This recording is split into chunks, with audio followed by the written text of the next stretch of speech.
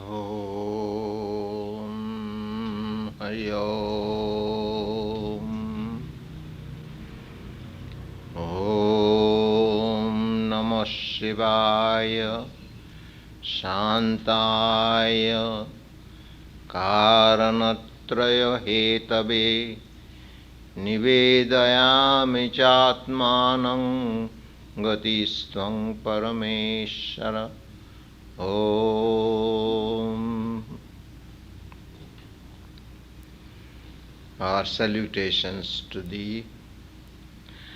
Thou art all good, all joy, all love. The eternal cause of all causes, the innermost self of our being. We offer ourselves unto Thee, heart and soul. Thou art our only refuge and supreme goal. Om Shanti Shanti Shanti. Peace, peace, peace. Our subject this morning, karma and freedom. We must first try to understand what karma means and how karma brings bondage. Then we shall be able to understand how to be free from such bondage. So let us first try to understand what karma is. It is a Sanskrit word. It means work, action. Now again, work also means thinking process. To think also is to work. The mind is active. Now again, in our thoughts, there are layers of thoughts as it were. Conscious, subconscious, and unconscious. Every action we do, every thought we think is not lost, but it creates an impression in the mind. And the sum total of those impressions form our character. A man is good or bad, or a mixture of good and bad. Mostly mixture of good and bad. Sometimes predominance of good or predominance of evil. But both are there. And so character is formed through our actions, our deeds and thoughts. Now, this is one effect we find that is brought out by our own karmas. Then again, according to our deeds and thoughts, we get another kind of effect, such as enjoyment or suffering. Good deeds, good thoughts bring enjoyment. Evil deeds, evil thoughts bring suffering. If we think of love, we get back love. If we think of hatred, we get back hatred. Sometimes, of course, it happens that somebody hates you and you do not react, but you continue to love. Then what happens? That love conquers hatred. So your thoughts and actions, again, do not only affect you, but affect others. Now therefore, karma technically means law of karma or law of causation. Just as in the physical world there is a chain of cause and effect, similarly in the mental and moral planes there are those chains of cause and effect. And so this is known as the law of karma. In the Hebrew scripture, we read,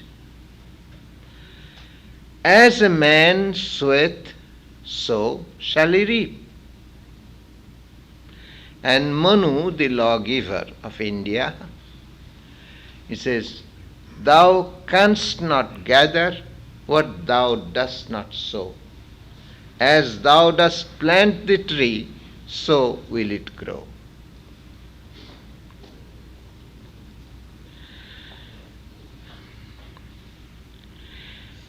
What we have made ourselves to be, our character, good or bad. Again, we must understand, it is our own making.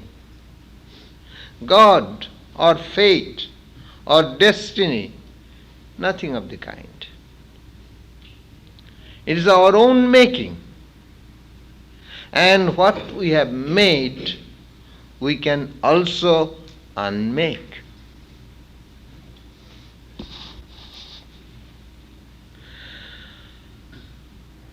Of course, there is this idea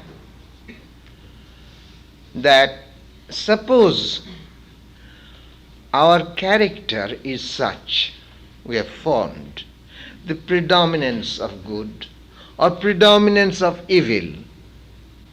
Accordingly, our wills also are formed. So, what we may call free will or freedom of the will, in one sense, is a misnomer.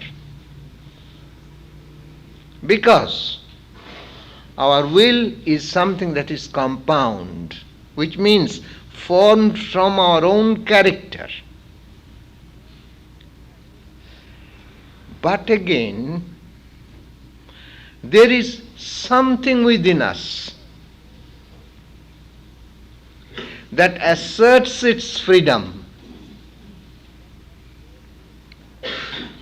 and that is the freedom of the Atman, freedom of the true self.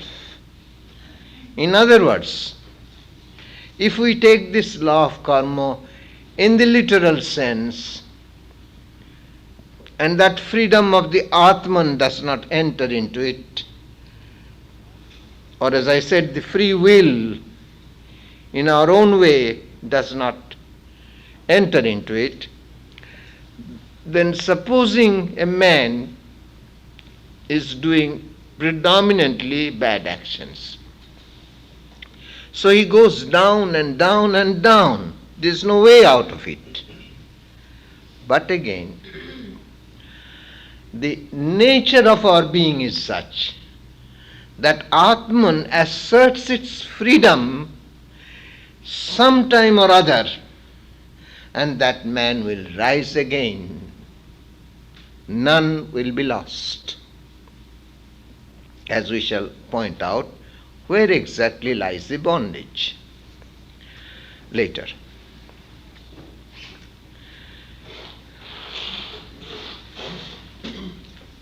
Now, for instance, when we are weak and we cannot resist our temptations, we cannot use our free will, that will is weak. And sometimes when we cannot and we wish to grow, then what is the resort that we take? We say, pray. Prayer. But do you know the secret? Who answers the prayer? All our prayers are answered if it is done sincerely and earnestly. But who is it that answers our prayer? I pointed out sincerely and earnestly. That reminds me of a great saint, St. Augustine, for instance. He used to pray, free me from lust. And then again he would whisper, not yet, Lord.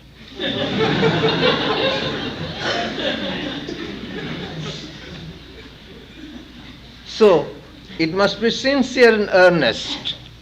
And the answer comes from, you will say, from God. Very true. But not God above, but God within. In other words, it is the Atman that answers our prayers. In other words, it is you who answer your own prayers. And every prayer is answered.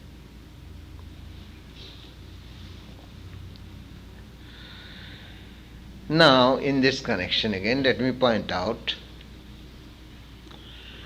that the great Western philosopher, whom I have often quoted, Immanuel Kant,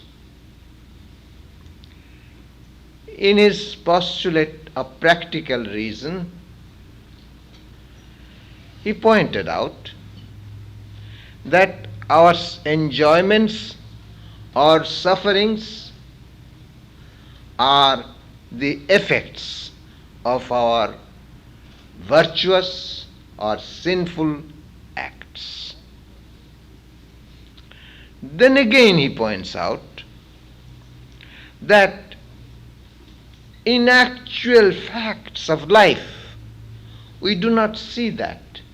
But because sometimes we see good people, virtuous people suffering, and those who do wicked deeds are having a good time of their life.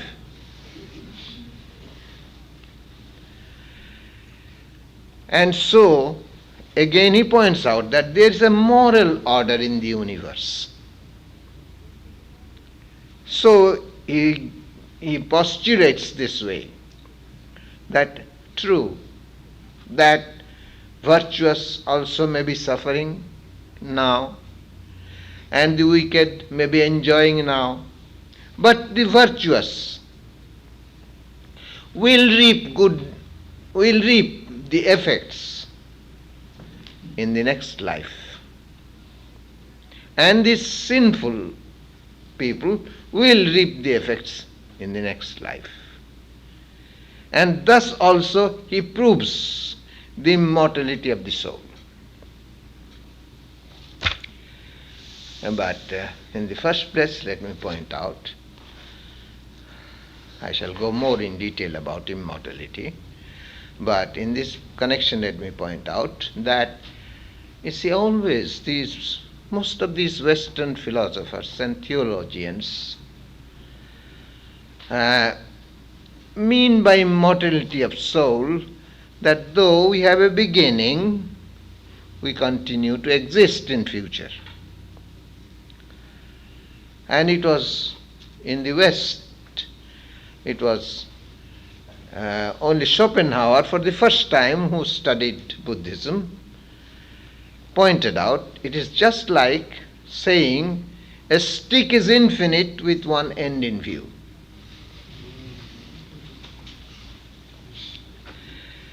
Now,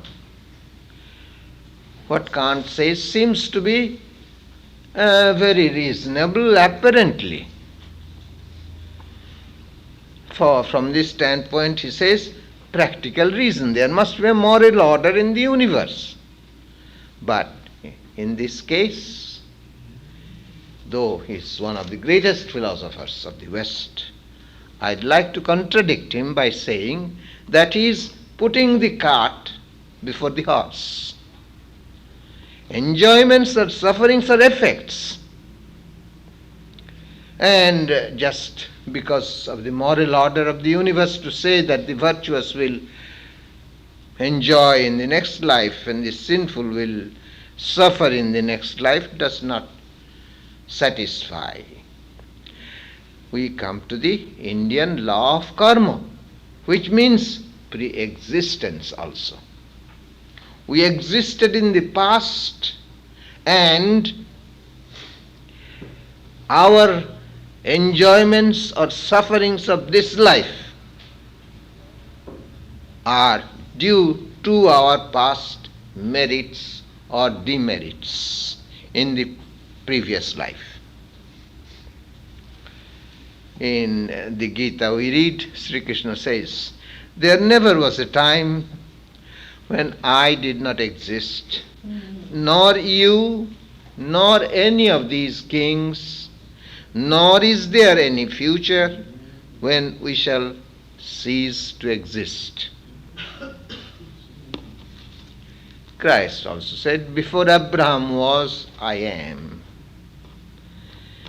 Now, the law of karma, that is, to accept pre-existence, is the only thing that proves the moral order of the universe.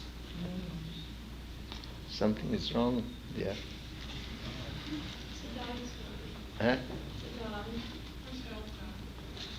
Michelle's dog. Oh, I see. That's all right. That's all right. Never mind, never mind. He'll keep quiet.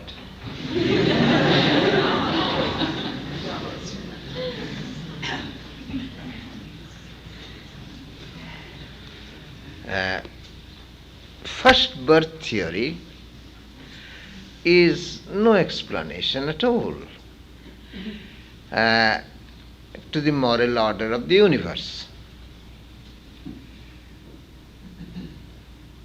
There is this saying in the West, all men are born equal. But is that true?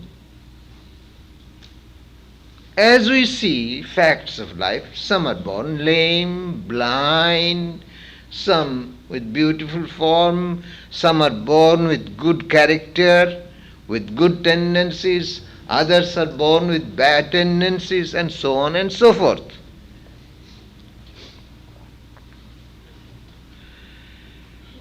And if we accept the first birth theory, who is responsible for these differences? God, the Creator. As Shankara points out, passion and malice would have to be attributed to God, which attributes would be contrary to the essential goodness of the Lord. The fact is that beings are born according to their merits or demerits of their past actions and thoughts. Psychologically speaking, no knowledge is possible without previous knowledge. What is knowledge but pigeonholing? You see something,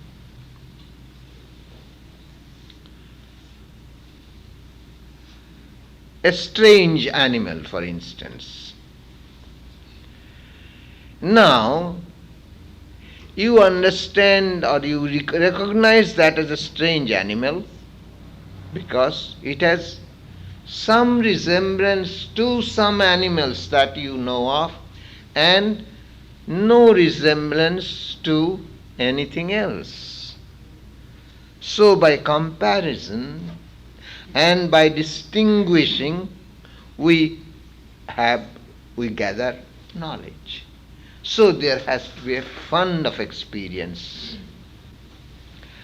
One philosopher, Locke, he said, we are born with our mind like tabula rasa, that is, like a blank sheet of paper. And fortunately, other Western philosophers pointed out that if we are born like blank sheet of paper, it will always remain a blank sheet of paper. In Plato's Phaedo, one of the characters says, your favorite doctrine, Socrates, that knowledge is simply recollection, if true, also necessarily implies a previous time in which we learned that which we recollect. But this would be impossible unless our soul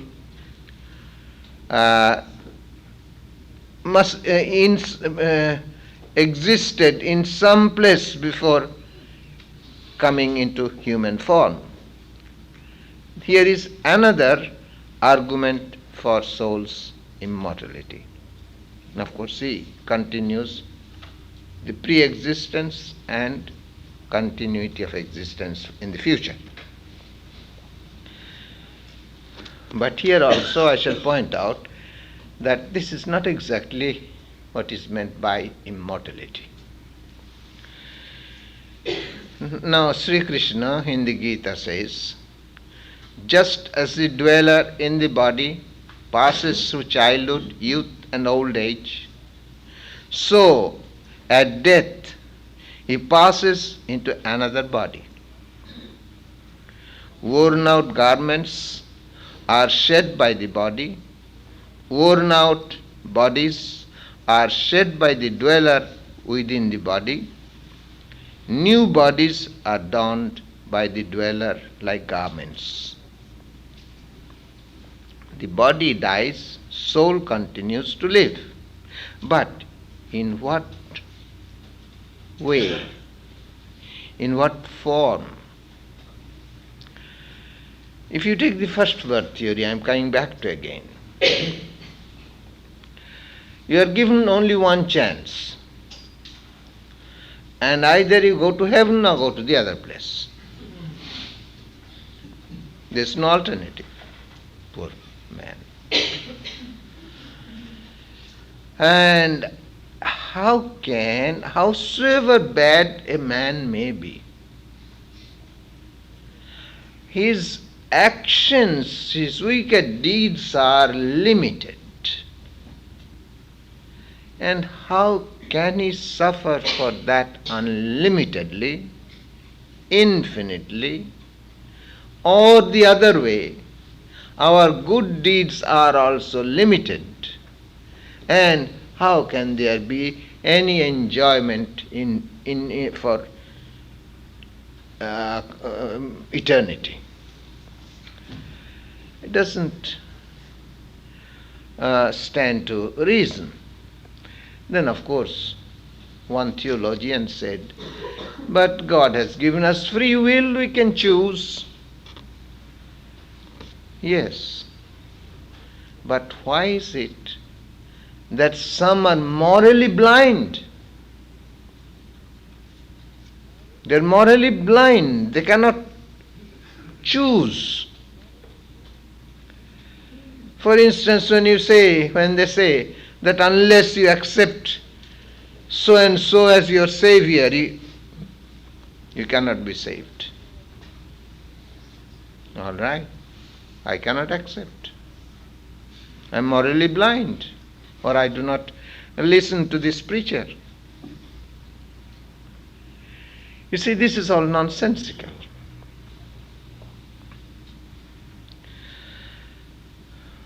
I told you already that the Hindu theory is man is a mixture of good and evil. Now, of course, there are certain deeds for which we enjoy in the afterlife, what you may call heaven, and there are certain deeds for which we suffer. We do not call it in the English language, we call it a place of darkness in English, if I translate it. But our good deeds or bad deeds, and each one has to go to both places. But when the effects of our good deeds or the effects of our evil deeds are exhausted, we are born again as human beings. And then again we are given another opportunity. And we shall be given many opportunities until we reach perfection. None will be lost. This is the idea of karma and reincarnation. And this world, this earth, but by this earth I do not mean there is only one earth, one planet. You see, I can't believe that God created this whole universe, such vast universe, just for us, a few human beings on this earth. I can't believe that. Somehow, instinctively, I believe that there are, as the scientists point out, there are so many solar systems. So I believe in each solar system there is a planet like Earth.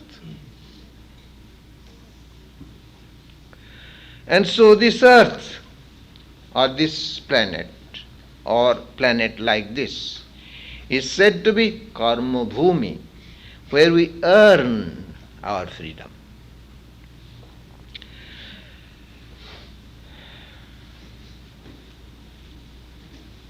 And by immortal life, immortality, we do not mean only a continuity of existence in space and time, but here and now, the eternal now, beyond time and space. This will be clearer as I come to explain further later. That is why again it is said that this human birth is a blessed birth. Yes, there is reincarnation. But why wait? Yes, we shall be given opportunities many times. But why go through the same pleasure and pain, same birth and death and rebirth? Why not try to realize that here and now, this moment? You see, sometimes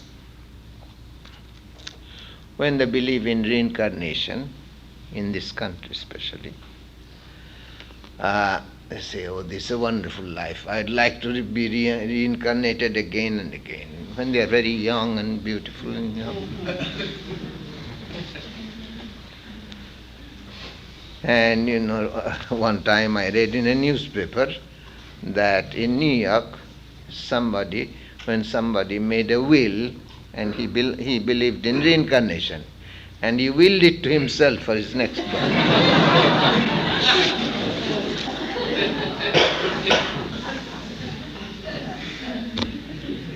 Now the point is how to be free. What is the criterion? In the Upanishads we read this truth. This vast universe is a wheel.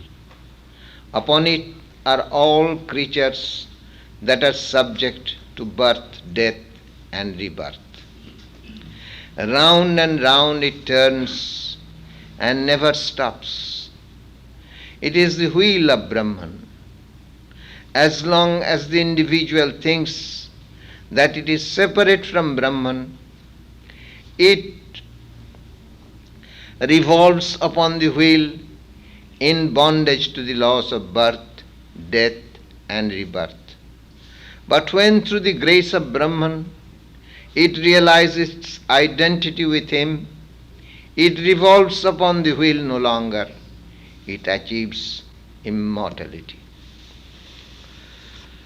There is another verse in the Upanishads.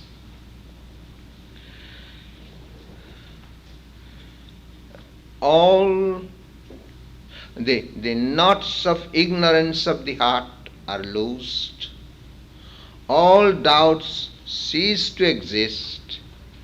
The effects of all deeds become nullified only when we realize that being who is far and near.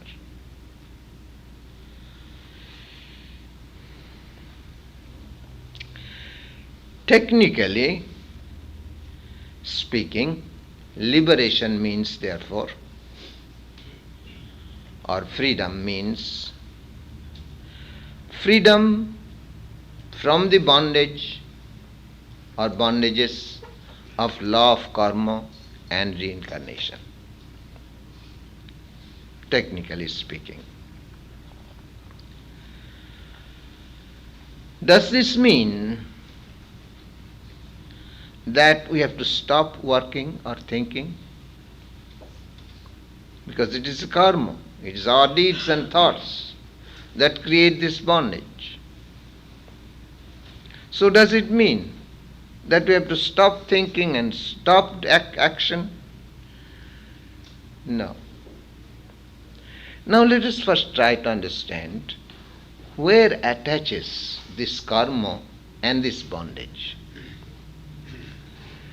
The Atman is always pure, free, and eternally existing. It is unborn and undying. It has no birth. Atman is not born. Atman does not die. And yet it seems that the Atman is being born and Atman is dying. This reminds me, at one time, in one play I went to see, Will Rogers. Many of you may not remember Will Rogers, the younger generation. But he was a great actor. I liked him very much. And he was to have a passport to go somewhere. And so when he said, "But when were you born?" He says, "But why do you ask me that question? Am I not born? Don't you see at me? Don't you see me?" So you see, that birth, of course, he was identifying himself with the body. It's natural. Now take for instance, the earth moves. But what is it that is moving to us through our illusion? Sun is moving. Or clouds are there. And we think through illusion that the sun is coming out of the clouds. But it's the clouds that are moving. So, what is born and what does die,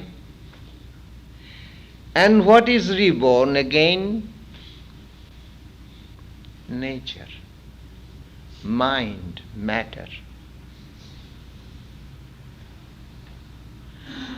The Atman is where it has always been,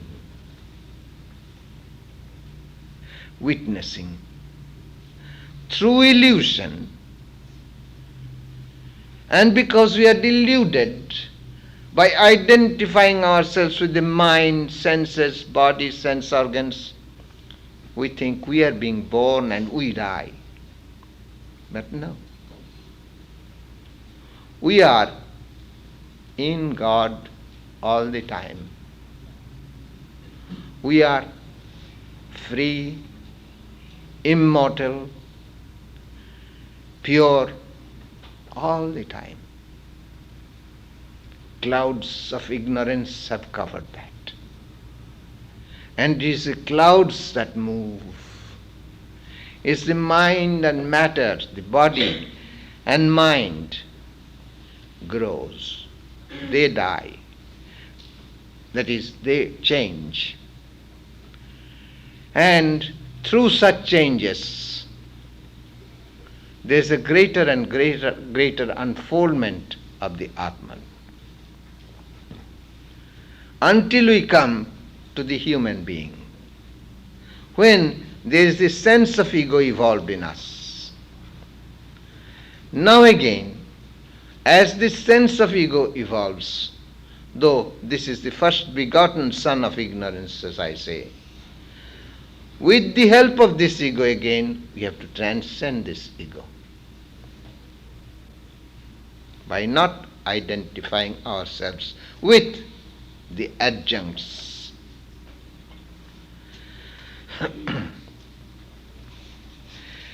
Now then, where does karma attach itself? Not to the Atman, but to the mind, to the senses, to the sense organs, and to the body. Now, how to detach ourselves? That is the secret to learn. And the secret is not renunciation of actions and renunciation of thoughts, but we have to know the secret of action by which we can unite ourselves with God, or in other words, by which we can unfold that divinity, that freedom, that immortal life which we all have. As Sri Krishna says, freedom from activity is never achieved by abstaining from action. In fact, nobody can ever rest from his activity even for a moment.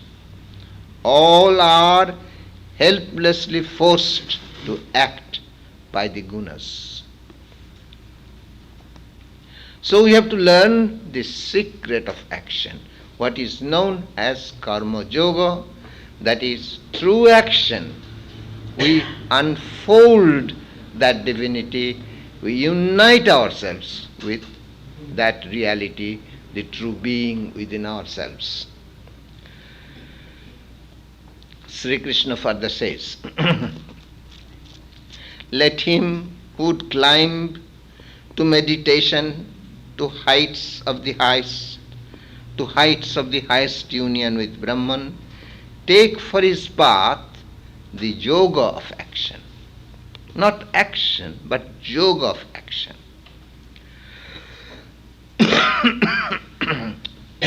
Sri Krishna further points out that, people might think that suppose I do not act physically,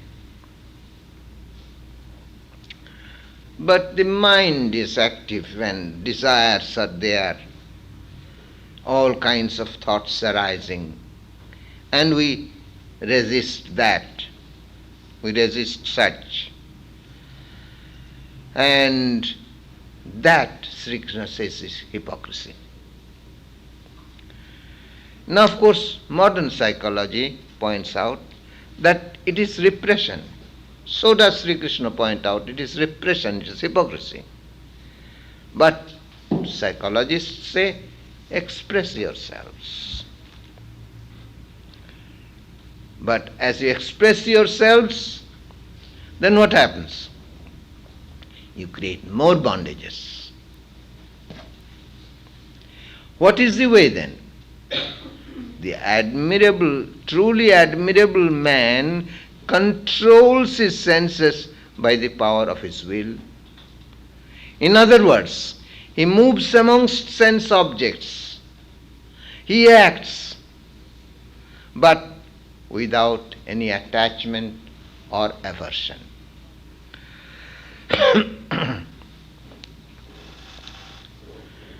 Now, how to unwind? You see, through actions, through thoughts, we must unwind, as it were, the bondage of karma. So you have to be active. Now, there are many ways and methods given. If we follow one, that will lead us to the very highest. But we can combine all of them together. So let me point out first. Sri Krishna says, you have the right to work, but for the work's sake only. No right to the fruits of action. In other words, renunciation means to offer the fruits of actions to God.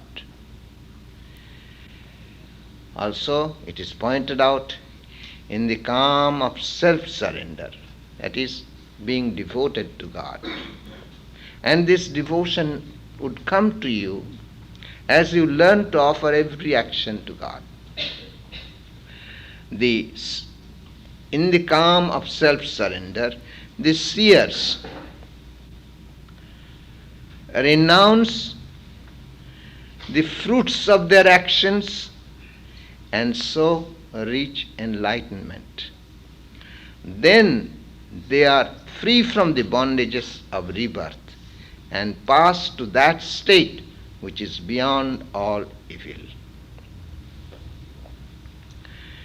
Now again, there is a general misunderstanding that becomes a motiveless action. You see, if we do not desire for the fruits of action, how would there be any motive to act? And it is said you have to have motiveless action. This we may misunderstand. No, there's a motive to it. You are giving the fruits of actions to God. If you seek for the effects of your deeds, you will receive them. But the effects of your deeds will be only finite. But here, as you offer the effects of your deeds to God, what do you receive? God, the infinite.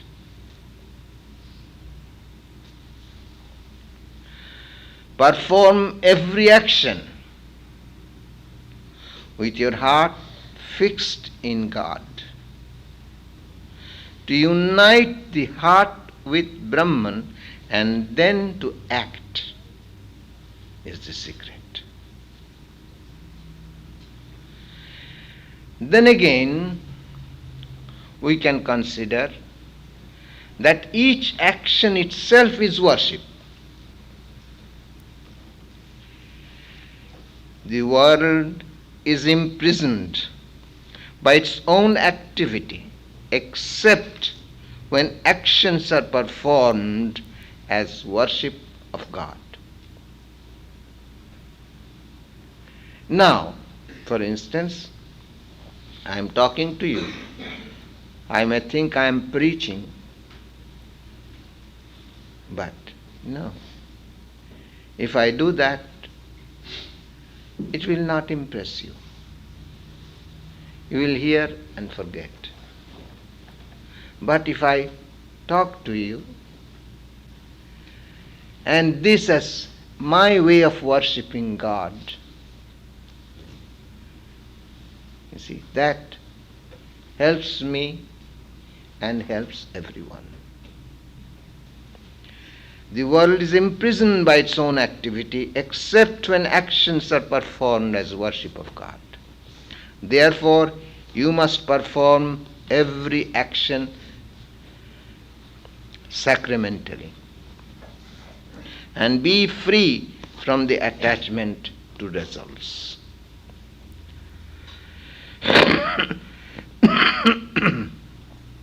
One time, my master taught me this truth, that we think we have to preach the Lord,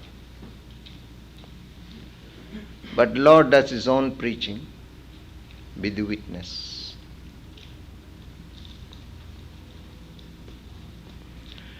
The secret of worshipping God again through all activities is given here. Whatever your action, food or worship, whatever the gift you give to another, whatever you vow to the work of the Spirit, O son of Kunti, lay these also as offerings to me. Shankara, the great follower of the path of knowledge, he pointed out, Lord, whatever I work, whatever I do, may all my action be thy worship. His every action is worshipped of Brahman. Can such acts bring evil?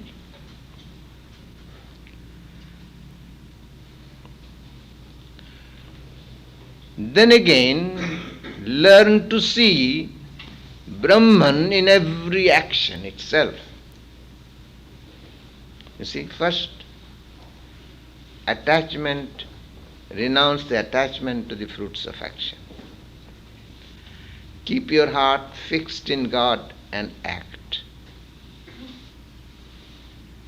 You know, you may think, but how can we concentrate our mind upon the action if we keep our heart fixed in God? To this my master taught us this, that if you meditate, then you can use 80% of your mind to God, and if you give 20% of your mind to action, it's enough. Because you gain the power of concentration.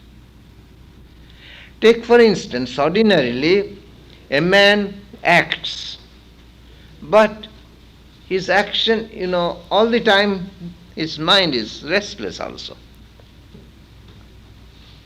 He thinks he's completely concentrated in his work. Not 100%.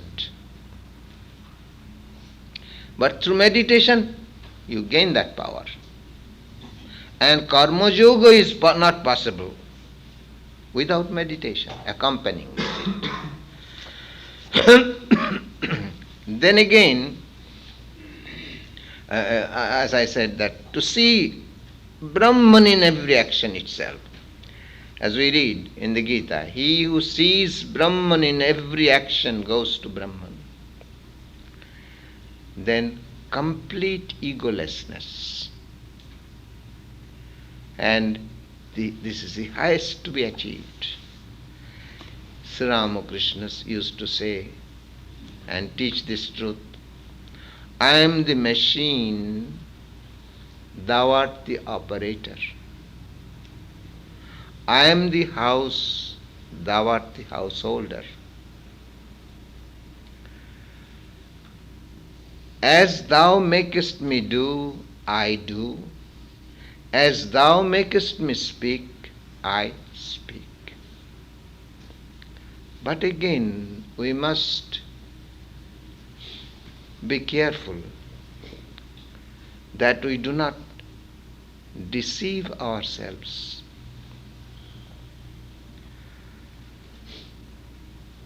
To make the heart and lips the same is religion. This was taught to me by a disciple of Sri Ramakrishna. To make the heart and lips the same.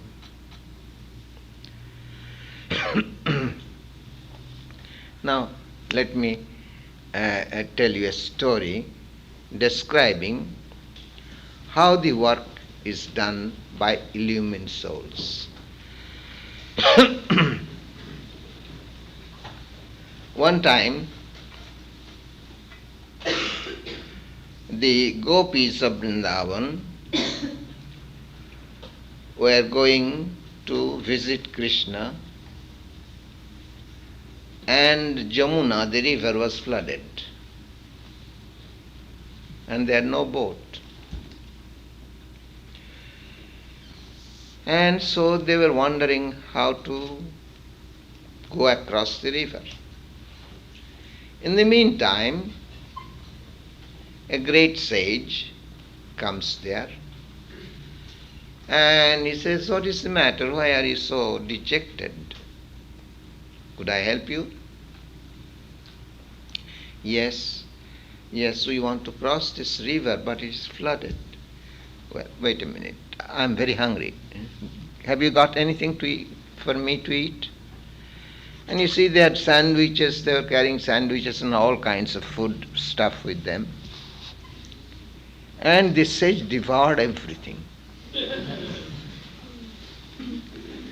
And then he said, "O river, if I have not eaten anything, part thy way." And the river parted the way. And so they went across. And the gopis began to think, what is this business?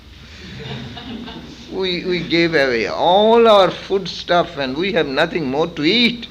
He devoured everything, and then he says, "If I have not eaten anything." No, he didn't eat anything. You see, kept himself separate. As in the Gita it is said, every action is really performed by the gunas. Man deluded by egoism thinks, "I am the doer." But he who has true insight into the operations of the gunas and their functions knows that when senses attach themselves to objects, gunas are merely attaching themselves to the gunas. Knowing this, he does not become attached to his actions. Now again let me remind you that without regular practice of meditation at the same time, it is not possible to practice the yoga of action. So they must go together. For when a man loses attachment to sense objects and to action, attachment to action, when he renounces lustful anxiety and anxious lust, then he is said to have climbed to the height of union with Brahman. Om Hari Om.